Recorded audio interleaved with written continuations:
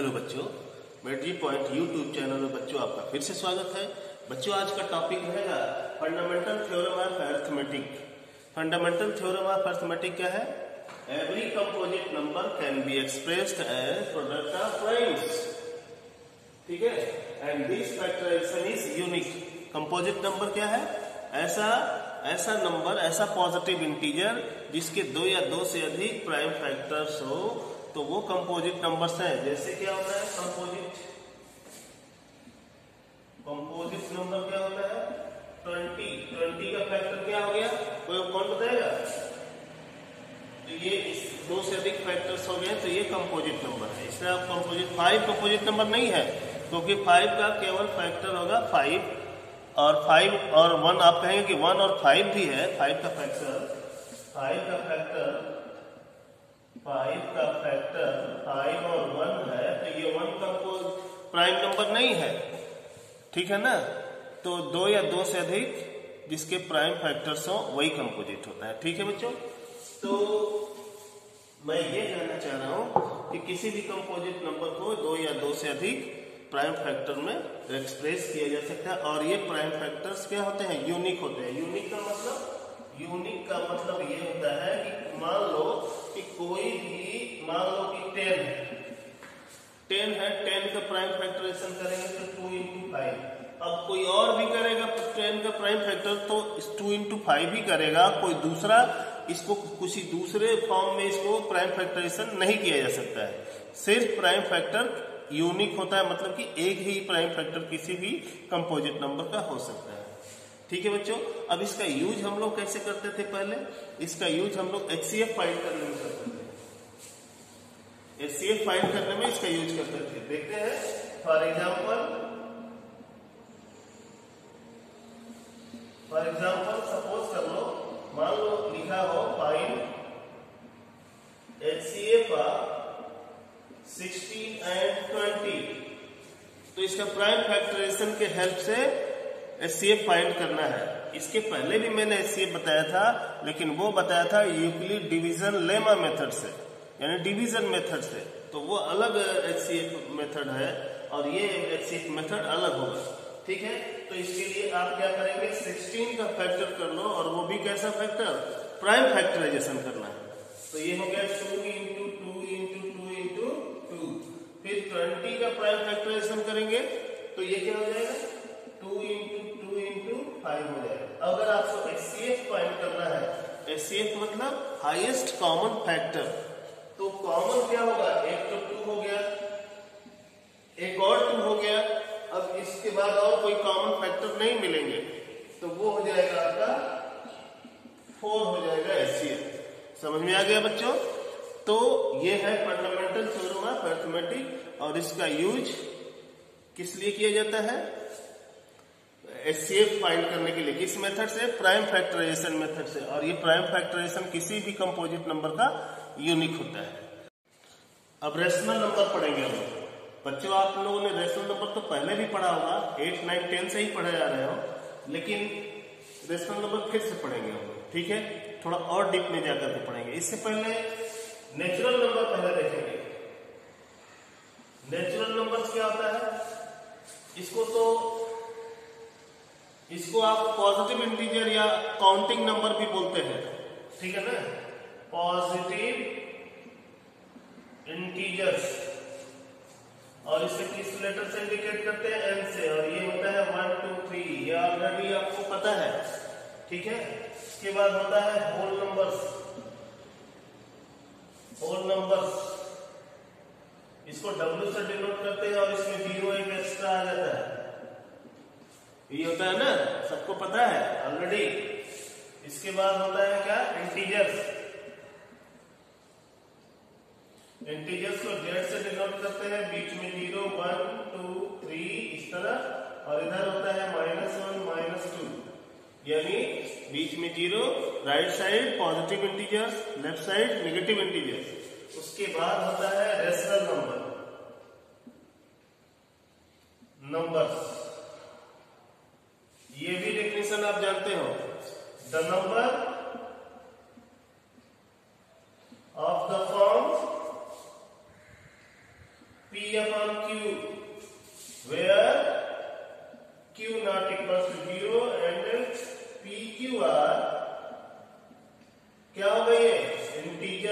P Q belongs to integer. ये belongs to का symbol है, 11th में भी बताया जाएगा, हालांकि आपको याद रखना होगा बिलोंग्स टू लाई करता है कि ये इंटीजर है। ठीक है, तो ये पी बाई क्यू के फॉर्म में होना चाहिए, क्यू डिनोमिनेटर 0 नहीं होना चाहिए, पी क्यू क्या होना चाहिए, इंटीजर्स होना चाहिए। और भी इसमें जरूरी चीजें हैं जो आपको जानना चाहिए। And P and P upon Q be in simplest form, ये भी बात जरूरी है, ये सिंपलेस्ट फॉर्म में होना चाहिए। कौन? P upon Q, that is, इसका मतलब ये हुआ कि P and Q have no common factors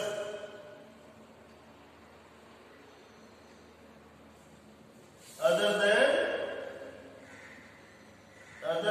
1।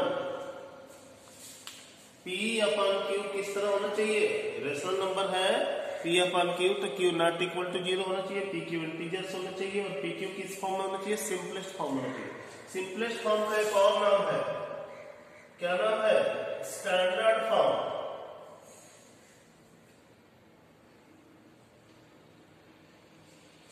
Standard form भी बोलते हैं सिंपलेस्ट फॉर्म को। फॉर एग्जाम्पल देखना हो तो देखिए 2/16 है, तो ये सिंपलेस्ट फॉर्म में नहीं है, इसको सिंपलेस्ट फॉर्म में लिख सकते हैं आप 1/8, ये सिंपलेस्ट फॉर्म में है। अब ये न्यूमरेटर हो जाएगा यहाँ पर 1 और डिनोमिनेटर हो गया 16, तो दोनों का कॉमन फैक्टर 1 होगा, 1 से ज्यादा नहीं हो सकता। अगर कोई दूसरा एग्जाम्पल देखना हो तो देख लीजिए 10/15, ये सिंपलेस्ट फॉर्म नहीं है, इसको सिंपलेस्ट फॉर्म में करेंगे तो 2/3 आ जाएगा। ठीक है बच्चों, सिंपलेस्ट फॉर्म तो करने आता ही होगा। तो अब ये सिंपलेस्ट फॉर्म हो गया, इसको स्टैंडर्ड फॉर्म भी बोलते हैं। और इसको आप अब इसके फैक्टर्स यानी कि इसके कॉमन फैक्टर्स अदर देन 1 और कोई नहीं हो सकता है, यानी 1 हो सकता है, 1 के अलावा और कोई कॉमन फैक्टर नहीं हो सकता। If a rational number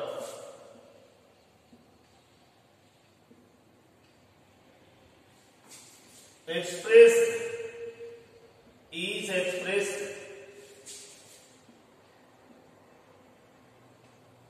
in decimal form,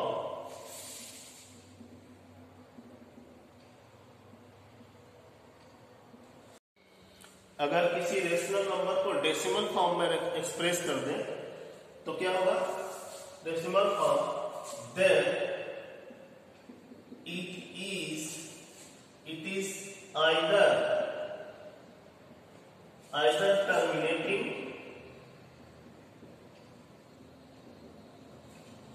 ये या तो टर्मिनेटिंग होगा और non terminating.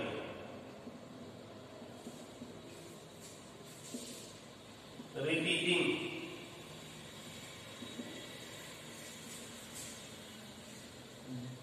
Non terminating repeating decimal. ठीक है बच्चों, अगर उसे डेसिमल फॉर्म में एक्सप्रेस कर दें तो ये या तो टर्मिनेटिंग डेसिमल होगा या नॉन टर्मिनेटिंग रिपीटिंग डेसिमल होगा। अब इसको देखते हैं कि ये टर्मिनेटिंग और नॉन टर्मिनेटिंग क्या होता है, इसको कैसे पहचानेंगे। First, if x is equal to P/Q is terminating decimal, then Q is of the form, Q का जो फॉर्म होता है वो कैसा होता है? 2 to the power m into 5 to the power m। कैसा होता है? 2 to the power m into 5 to the power m। Where meaning clear कर लो, m and n are some whole numbers। m और n क्या है? होल नंबर्स, यानी m और n की वैल्यू क्या हो सकता है? दैट इज 0, 1, 2, इस तरह की वैल्यू पॉसिबल है। ठीक है बच्चों, एग्जांपल से देखिए, अगर मान लो कि 2/10 है, या एग्जाम्पल मान लो, मैंने कोई एक एग्जाम्पल ले लिया 2/6, सॉरी 2/2 इसको ले लेते हैं 10 ही, ठीक है।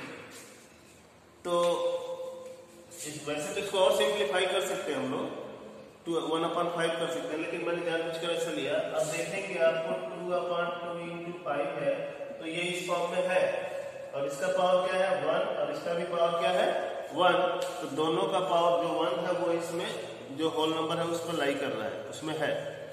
अब ये टर्मिनेटिंग है कि नहीं? टर्मिनेटिंग का मतलब ये होता है बच्चों कि जब उसको के डिनोमिनेटर से न्यूमरेटर को डिवाइड करते हैं तो किसी न किसी स्टेज पर उसका रिमाइंडर कहीं ना कहीं 0 आ जाए, तो वो टर्मिनेट हो गया, इसलिए उसको टर्मिनेटिंग बोलते हैं। अब डिवाइड करके देखिए,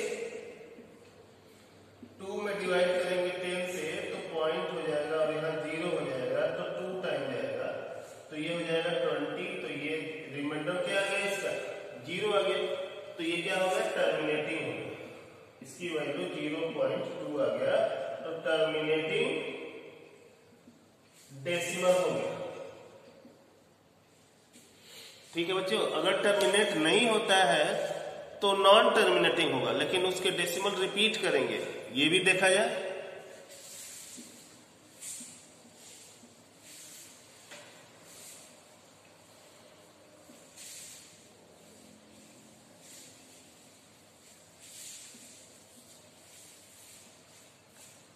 देखिए सेकंड वाला, if x = p/q is non terminating,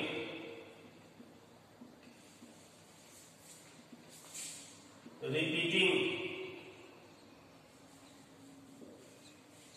decimal, then q is not equal to 2 to the power m into 5 to the power m, इस फॉर्म में नहीं होना चाहिए। ठीक है, एग्जांपल देखिए 2/6, अब इसको डिवाइड करके देखो आप, तो 2 में 6 से डिवाइड करेंगे तो 0.20 हो गया, तो क्या हो गया 3 टाइम 18 हो जाएगा, फिर 2 हो गया, फिर 0 कर देंगे, फिर 3 टाइम, फिर 18 हो जाएगा। तो आप देखेंगे कि हर बार ये 3 आता रहेगा और इसका रिमाइंडर कभी भी 0 नहीं होगा, तो ये नॉन टर्मिनेट हुआ, यानी कि टर्मिनेट हुआ ही नहीं, तो ये नॉन टर्मिनेटिंग हो गया। तो इसको आप लिख सकते हो 0.3 बार, बार का मतलब कि रिपीट हो रहा है, 3 बार रिपीट हो रहा है, इसलिए 3 बार हो गया, 3 बार इसको रीड करेंगे। ठीक है बच्चों, आगे आप एग्जाम्पल देखिए। एग्जाम्पल जो इस तरह के एग्जाम्पल आपके बोर्ड में क्वेश्चन आ सकते हैं, या आप अपने बुक में भी ऐसा क्वेश्चन पाएंगे जिसको आप खुद से सॉल्व कर सकते हैं। 1-2 एग्जाम्पल देखने के बाद चेक वेदर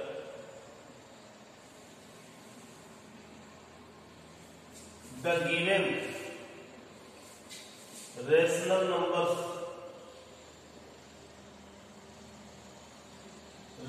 आर टर्मिनेटिंग और नॉन टर्मिनेटिंग। आपको चेक करना है कि टर्मिनेटिंग है कि नॉन टर्मिनेटिंग, और यहां पर लिख दिया जाएगा विदाउट एक्चुअल डिवीजन, बिना डिवाइड किए,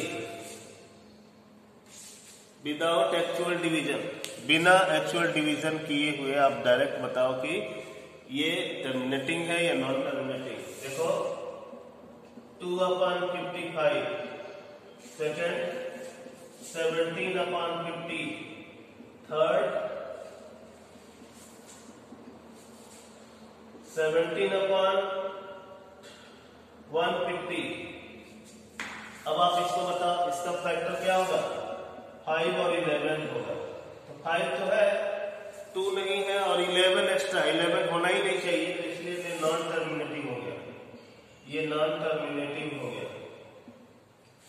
और ये क्या होगा 2 × 5 × 5, और 2 और 5 ही केवल है, इसलिए ये टर्मिनेटिंग हो गया। और इसमें भी एक 3 फैक्टर आएगा, तो 2 और 5 के अलावा 3 फैक्टर या कोई और फैक्टर अगर आ जाए तो वो नॉन टर्मिनेटिंग होता है, नॉन टर्मिनेटिंग होता है। ये क्लियर हो गया। अब एक दूसरे तरह का एग्जांपल देखेंगे जो आपके बुक में है या आपके बोर्ड में एग्जाम क्वेश्चन आएगा, ठीक है।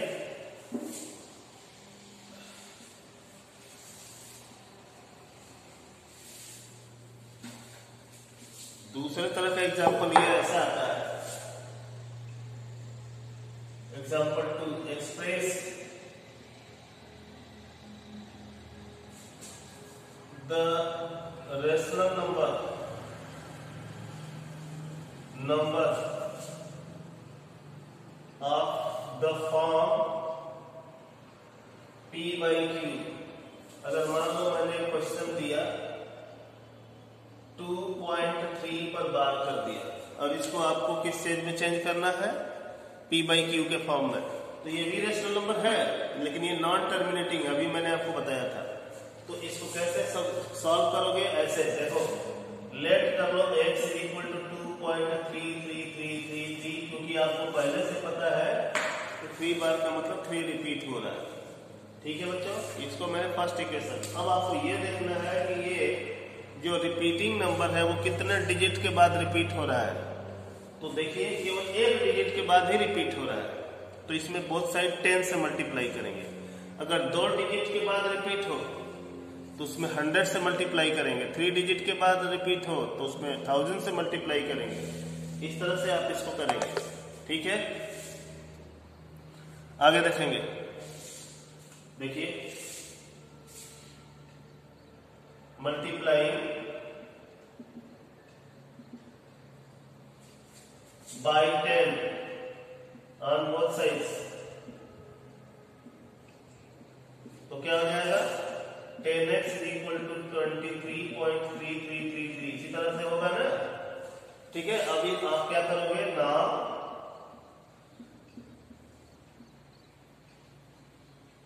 नाउ सेकेंड माइनस फर्स्ट, यानी कि फर्स्ट इक्वेशन को सेकेंड में से माइनस कर दोगे। तो कैसे क्या करोगे, ये 10x इक्वल टू 23.3333 है और ये x इक्वल टू 3.3333 है। अब आप इसको सब्ट्रैक्ट कर दो, सब्ट्रैक्ट कर दो तो साइन चेंज हो जाता है। तो क्या हो जाएगा, ये 9x हो जाएगा और ये क्या हो जाएगा, पॉइंट के राइट साइड में तो 0 हो जाएगा, ये भी 0 हो जाएगा और यहाँ 2 आएगा। तो आप देखेंगे कि x की वैल्यू 20/9 हो गया। तो ये कैसा फॉर्म है, किस तरह का फॉर्म है, P/Q का फॉर्म है, ठीक है बच्चों। तो इस तरह का क्वेश्चन आता है। तो इस वीडियो में आज इतना ही, फिर नेक्स्ट वीडियो में मिलेंगे बच्चों। Thank you.